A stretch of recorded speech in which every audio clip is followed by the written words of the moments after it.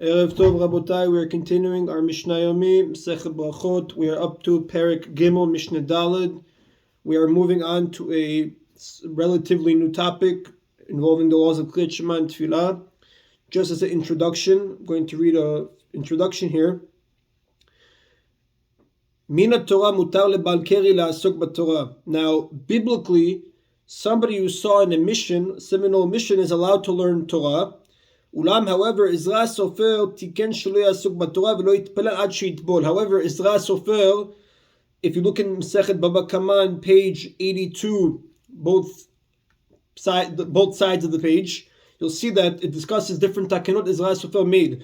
One of the decrees was that a person who saw an emission must first go to the mikveh before he toils in Torah. Ezra Sofer's reason was not because of purity and impurity. Why? Because laws of Torah, when you learn Torah, Torah laws don't accept Tumah and Tara. Rather, why did he make the takana?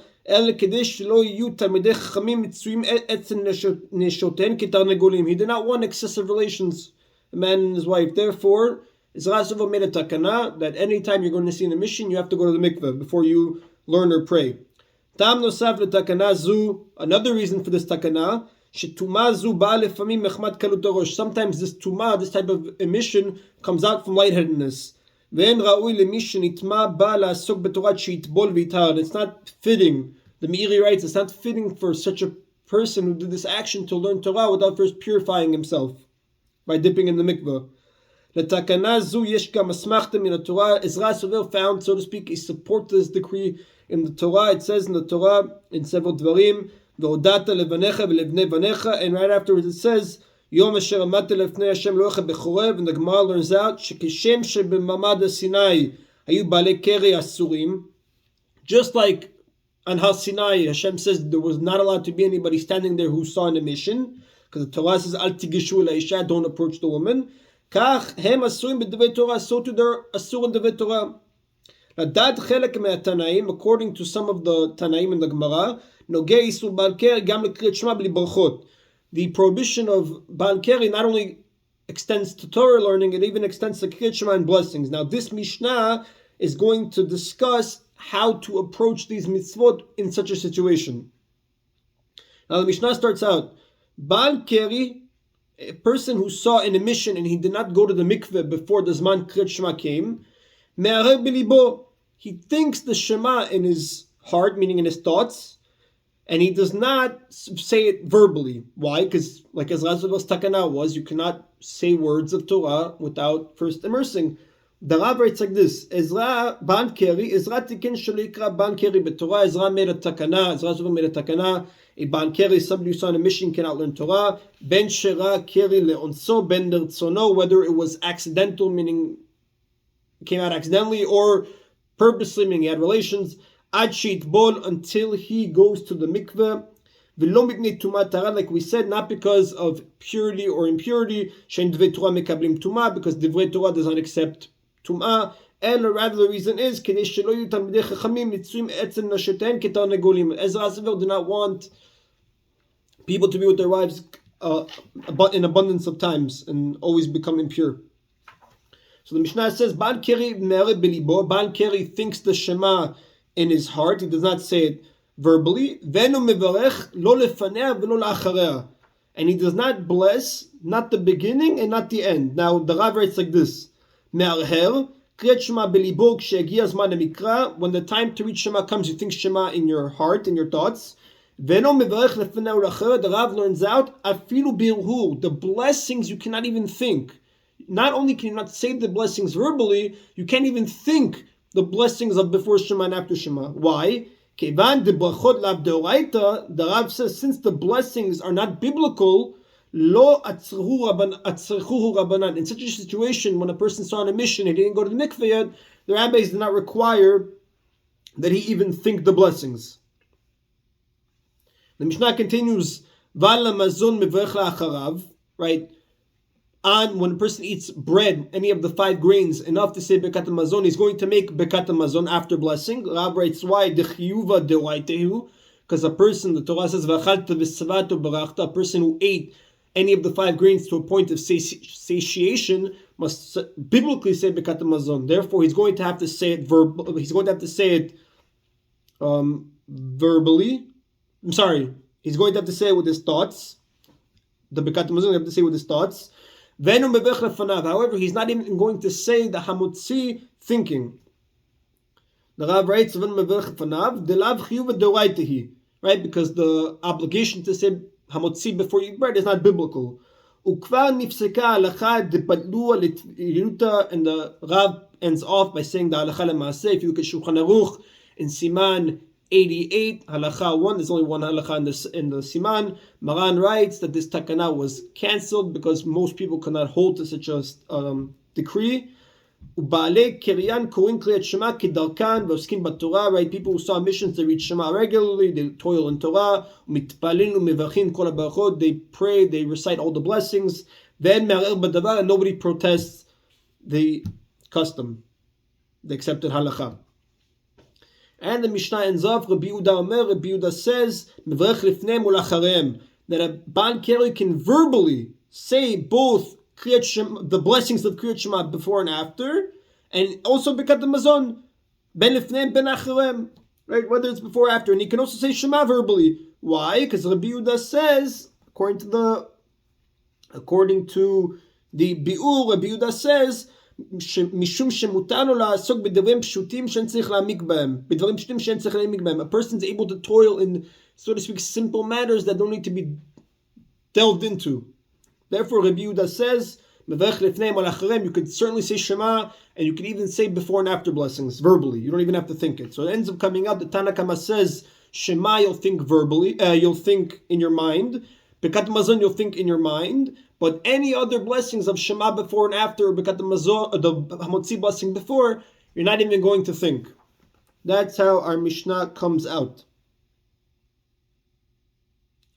This is all according to the Bavli, our Gemara. However, the Yerushalmi learns a different approach. For that, you need to look into the Mefarshim. That is the end of Mishnah Daled. Now, Mishnah Hey. Mishnah continues speaking about the discussion of the Baal Keri. Haya omed bitfilah. A person was in the middle of prayer. V'niskar shu Baal Keri, and he remembered that he saw an emission and he didn't immerse yet. The Mishnah says, Lo yafsik, he should not stop praying. Eli katzer, rather he should make it concise. Now the Rav writes, Lo yafsik tfilato legamre, do not completely stop your prayer. Eli katzer kol baracha u'bracha, rather you're going to have to make concise each and every blessing, which would mean you're only going to say the pticha and the chatima. For example, you're going to say Baruch Aleinu Hashem Elokeinu L'Toshana Azot, Baruch Ata Hashem Mevarech Hashanim. Right, Ta Cholen Adam Da'at, Baruch Ata Hashem Cholen Da'at. You're going to just say the starting and the ending. Yarad Litbol. However, it says when the Baal Keri went down to the mikveh close to nets, Im Yachol La'alot Ulitkasot Ve'ikot Ad Shor Tanetzach Hama, if he's able to come out of the mikveh and cover himself up with clothing and read Shema before the sun rises, Ya'aleh Ve'yitkaseh Ve'yikra. He should get out of the mikveh, cover himself, and read. Right, create Shema and then pray Shemona Esrei, the Amidah.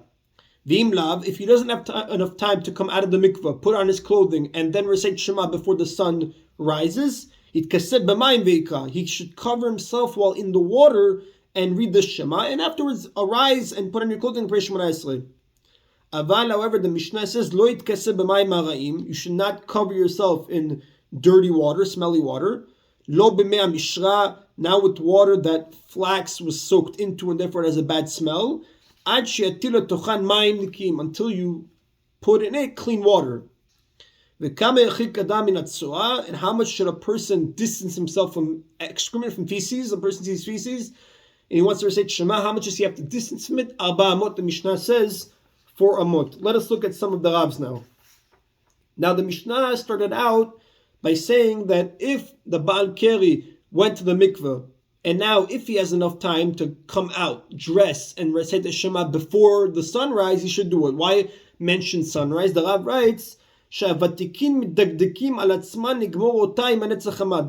Vatikin, which has different translations, either the pious people or the elders, they used to be scrupulous to finish the Shema with the sunrise, meaning before the sun rises, and right Shemona Esrei, they're going to pray right when the sun rises, they're going to pray Shemona Esrei. Dichtiv Yeruchem Shemesh, because it says that we fear you with the sun. Therefore, they would make a priority to pray Netzach Hama.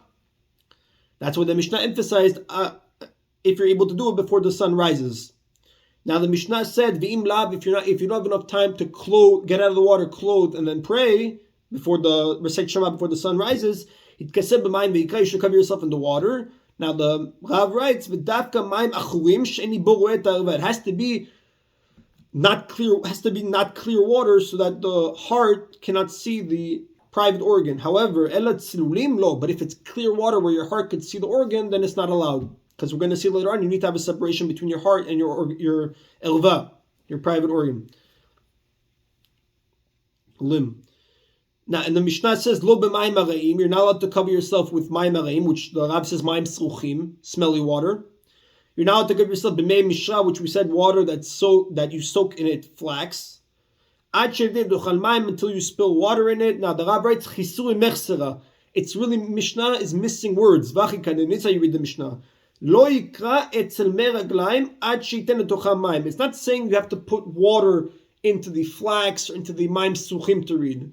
The Mishnah left out that it was speaking about urine. A person's not allowed to say Shema next to urine until he pours water onto that urine.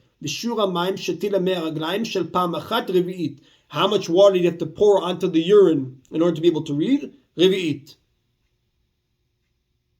That's obviously speaking about when you only urinated once, and therefore it's a however minute amount, and then you just pour a revi'it of water on it, and then you'd be able to read.